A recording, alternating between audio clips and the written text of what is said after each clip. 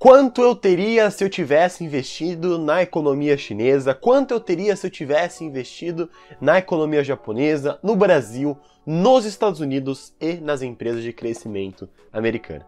Nesse vídeo eu quero falar como você pode se expor a esses 5 tipos de investimento que eu acabei comentando e quanto que você teria se tivesse aportado $1000 na economia chinesa, na economia japonesa, na economia brasileira e, claro, na maior economia do mundo, que é os Estados Unidos. Lembrando que está disponível por um curto período de tempo o nosso curso Geração de Investidores Globais, uma websérie gratuita, onde a gente está mostrando o passo a passo para você começar a investir aqui na terra do Tio Sam.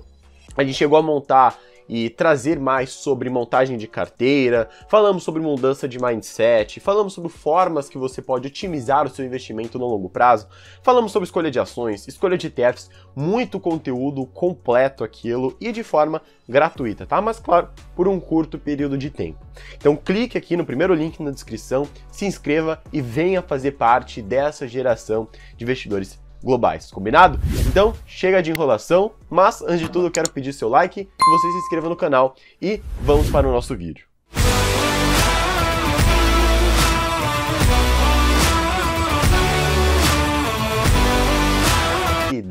Qual seria o nosso rendimento se tivéssemos investido $1000 há 10 anos atrás e há 20 anos atrás nesses investimentos? Nós temos que utilizar como base os ETFs. O primeiro ETF que eu vou acabar pegando é o EWJ. O EWJ é da BlackRock, uma grande emissora de ETFs que você pode acabar encontrando aqui nos Estados Unidos, inclusive tem até as suas ações listadas, dá para você comprar e ser investidor da BlackRock. Então o EWJ, esse J do Japão, obviamente, é o maior ETF quando nós falamos, maior ETF listado nos Estados Unidos, quando nós falamos de exposição ao mercado acionário japonês. Ele é utilizado por muitos investidores gringos aqui, que moram nos Estados Unidos, que investem nos Estados Unidos, como uma referência para saber como está o comportamento do mercado acionário japonês. Ele cobra uma taxa anual de 0,49% ao ano, muito abaixo dessa taxa de 2% que a maioria dos fundos acabam pedindo por aí, e tem uma grande exposição ao setor industrial, ao setor de consumo cíclico, ao setor financeiro e também ao setor de tecnologia.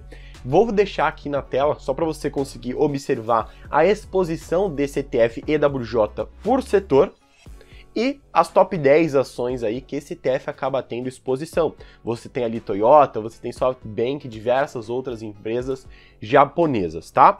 O segundo ETF que também utilizaremos para a base de comparação é o EWZ. Tenho certeza que você já conhece, nos acompanha, seja no Domingão, seja em outros conteúdos, já nos ouviu falar, já ouviu a gente falando sobre esse ETF, que é um ETF que acaba acompanhando as ações listadas na B3. Ou seja, o EWZ, ele é um ETF negociado aqui nos Estados Unidos que acompanha o mercado brasileiro. Uma curiosidade é que ele é um ETF, como conhecemos aqui nos Estados Unidos, 25/50. Ou seja, a regra dele é o quê? Ele não pode ter 25 da sua exposição em uma única ação, e as ações que têm peso de 5% na carteira não podem representar 50% do total do investimento desses ativos, tá? Então, se você tiver ali 10 ações representando 5%, isso já não seria possível, você teria que ter uma redução da 10ª empresa para 4,99, e assim esse ETF se encaixar nessa regra, que é a regra que ele acaba adotando. Como você já sabe, o Brasil tem uma alta exposição ao setor financeiro, bancos é o que nós temos de melhor, consumo cíclico, materiais básicos, e vou deixar aqui também na tela para você conferir a exposição por setor desse ETF e de cada ação que esse ETF acaba se expondo no mercado brasileiro. Perceba que tem uma exposição muito forte no mercado na Vale, que é uma empresa de mineração do Brasil, provavelmente você já conhece, uma exposição de 13%. Então, 13% das movimentações do EWZ pode ser respondida, pode ser metrificada pela valorização ou desvalorização da empresa Vale. O terceiro ETF que nós utilizaremos para saber como foi o comportamento da economia americana e, claro, saber quanto nós teríamos se tivesse investido $1000 alguns anos atrás é o VOO. O VOO é um ETF da Vanguard, tá? O EWZ, ele também é da BlackRock. Quando você vê EW alguma coisa, Provavelmente esse ETF é da BlackRock, você tem a WG, que é da Alemanha, o EWJ, que nós comentamos, que é do Japão. O VO é um ETF da Vanguard, a maior administradora e gestora de ETFs que você pode acabar encontrando. Se eu não me engano, ela está bem parelha ali com a BlackRock, que são as duas maiores. O VO, você que acompanha aqui sabe muito bem que ele é um ETF que tem exposição nas 500 maiores empresas dos Estados Unidos.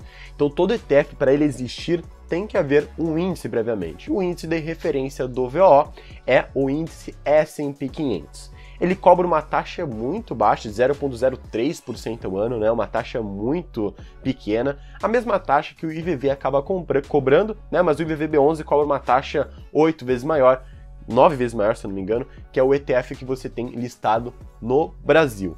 Perceba, vou deixar até aqui na tela para você ver que tem uma alta exposição ao setor de tecnologia, né? Porque temos 5 empresas que dominam não só o mercado americano, mas o mercado global, que é a Google, a Amazon, você tem o Facebook, Apple e a Microsoft. Essas 5 empresas isoladas correspondem por 21% da exposição do VO, ou seja, se o ETF ele sobe ali, né, o VO, ou S&P 500, que é o índice de referência, ele sobe 5%, tenha noção que 1% dessa movimentação pode ser explicada por conta desses 5 ETFs.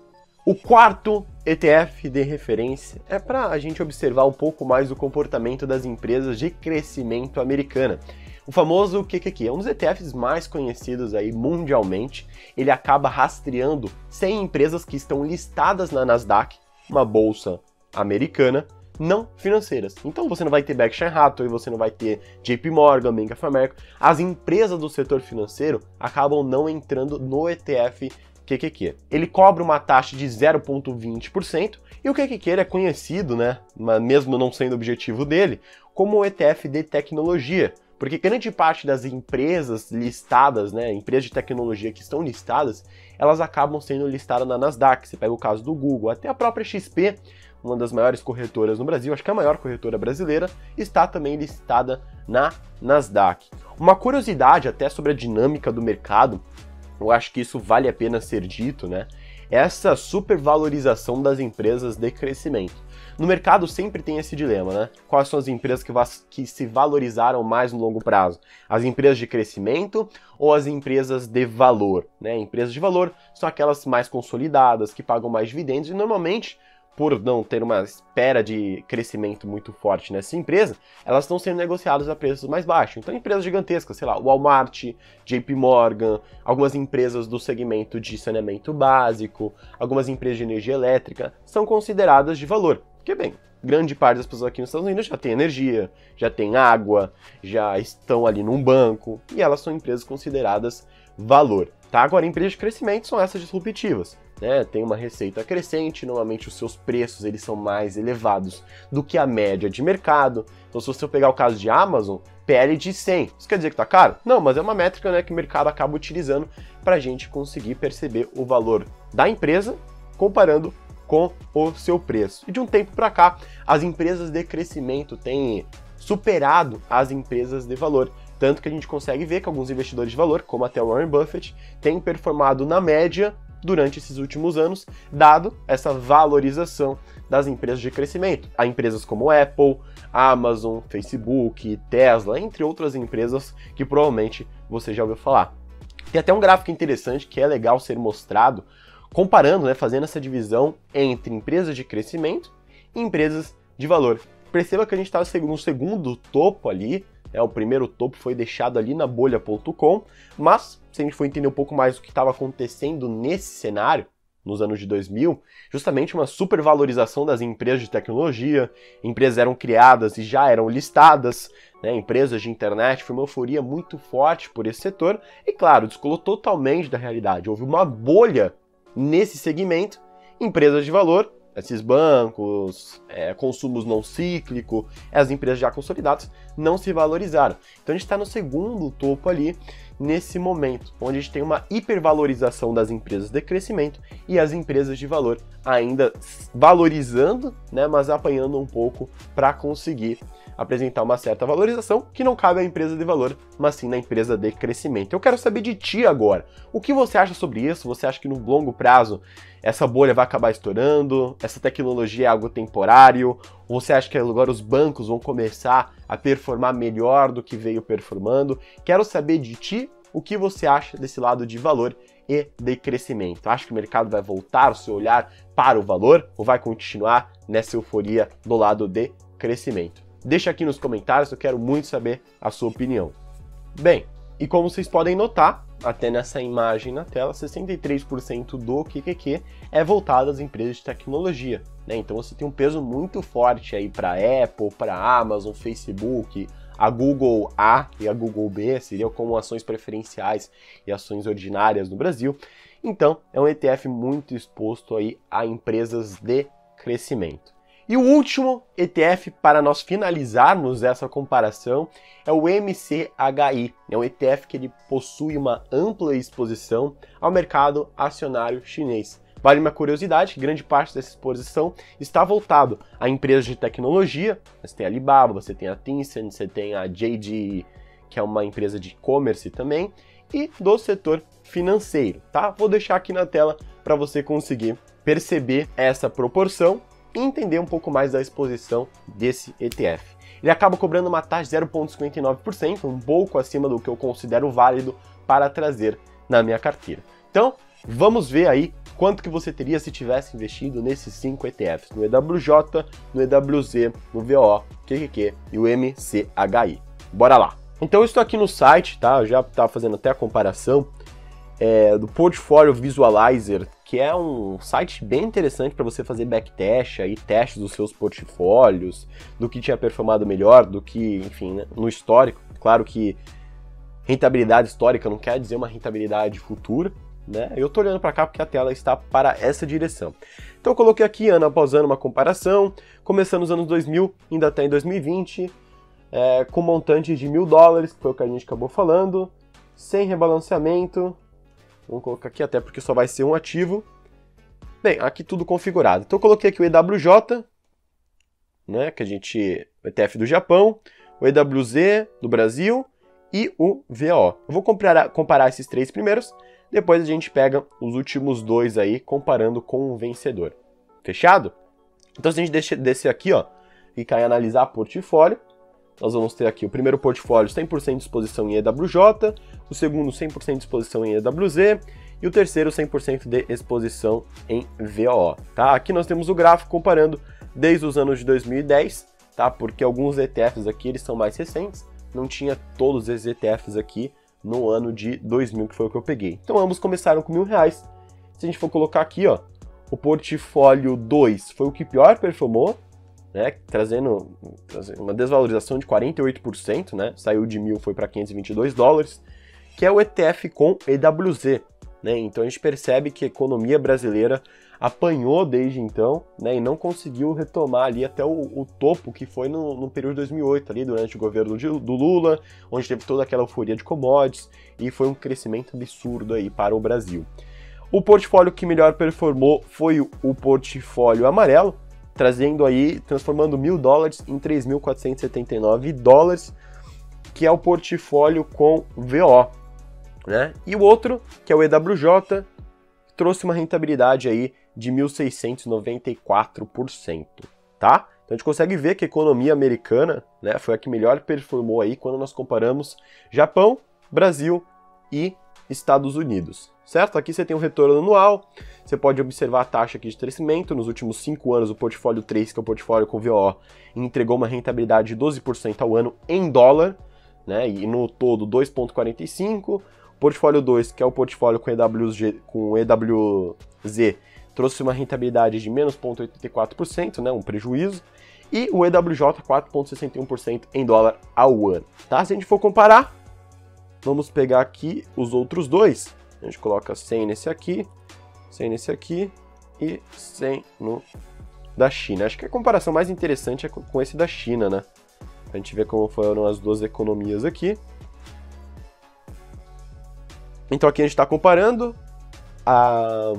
o ETF chinês que a gente mostrou, o QQQ, que é o ETF mais voltado para a tecnologia, né, 70% quase da exposição dele é tecnologia, e o VO, que é as 500 maiores empresas dos Estados Unidos, tá?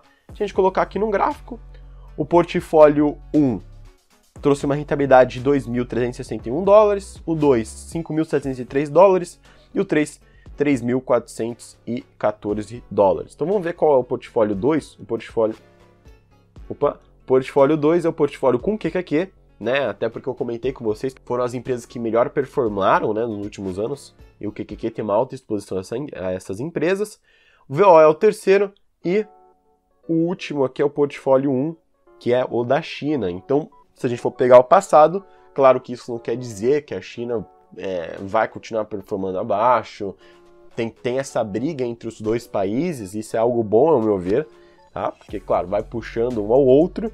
E o que melhor trouxe a maior rentabilidade? A maior rentabilidade foi justamente do QQQ, isso comparando de todos, né?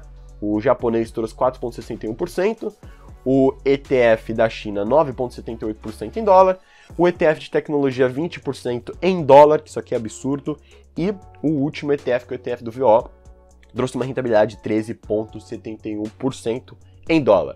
Lembrando que isso aqui é em dólar, como eu estava falando, e não está contabilizando, o que é mais importante também, os aportes regulares. Se você tivesse feito seus aportes regulares, $100, $50, seja o que for, você está fazendo aportes e mantendo essa consistência, pensando no mercado global, que é justamente a ideia dessa websérie que eu fiz gratuitamente, você provavelmente teria colhido uma rentabilidade muito superior. O mercado, ele usa referência a dólar, e quando nós falamos de investimento, nós temos que pensar em dólar. Além dessa valorização aí no QQQ de 20,73% ao ano, que é o que a gente estava pegando aí, 2010 até o ano de 2020, de mais de 200%, vou até colocar na tela, do dólar, quando comparamos com o real. Então, além da valorização, né, desse ETF, do VO, do QQQ, você também contaria com a valorização de 200% do dólar, e é algo do dólar, e também fizemos um vídeo falando um pouco mais sobre a dinâmica dessa moeda e por que o dólar vai continuar valorizando no longo prazo.